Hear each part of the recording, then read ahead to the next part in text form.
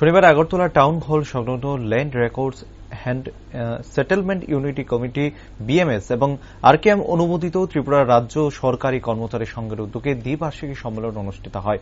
উপস্থিত ছিলেন মন্ত্রী বিকাশ দেববর্মা, ত্রিপুরা রাজ্য সরকারি কর্মচারী সংঘের সভাপতি শঙ্করদেব, অবসরপ্রাপ্ত অধিকর্তা এম কে নাথ সহ অন্যান্যরা। মন্ত্রী বিকাশ দেববর্মা সম্মেলনে উপস্থিত সবাইকে ধন্যবাদ জানান। পাশাপাশি তিনি বলেন, আগামী দিনে রাজ্য এবং দেশের জন্য কর্মচারীদের আরও দায়িত্ব নিয়ে কাজ করতে হবে।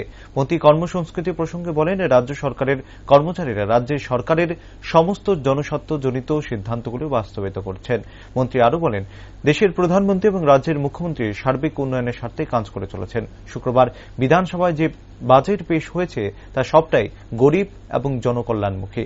এদিনের সম্মেলনে সাংগঠনিক বিষয়ের পাশাপাশি পুরাতন কমিটি ভেঙে দিয়ে নতুন কমিটি গঠন করা হবে। সাংবাদিক বন্ধুকে নমস্কার। আজকে আমাদের সেটেলমেন্ট অফিসে আজকে দ্বিবার্ষিক সম্মেলন। এই সম্মেলনে প্রথমকে ধন্যবাদ জানাই আমাদের ভারতীয় মজদুর সংঘের ত্রিপুরা প্রদেশের সভাপতি শ্রীমান শঙ্করদেব মহাশয় এবং শ্রী এম কে নাথ মাননীয় অধিকর্তা অবসরপ্রাপ্ত, শ্রী অভিজিৎ বিশ্বাস সাধারণ সম্পাদক কর্মচারী সংঘ ত্রিপুরা প্রদেশ, শ্রীমতী সুব্রতা কর রাষ্ট্রীয় রাজ্য কর্মচারী মহাসংঘ secretary, Tapas Chowdhury ex president settlement unit committee. আজকে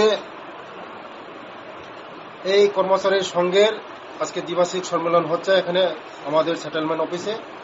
তার জন্য আজকে সব কর্মচারী বন্ধুদেরকে আমি ধন্যবাদ জানাই এবং আগামী দিনে রাষ্ট্রের জন্য আমাদের কিছু করা, দেশের জন্য কিছু করা, ত্রিপুরার জন্য কিছু করা, তার জন্যই আজকে এই সম্মেলন হচ্ছে।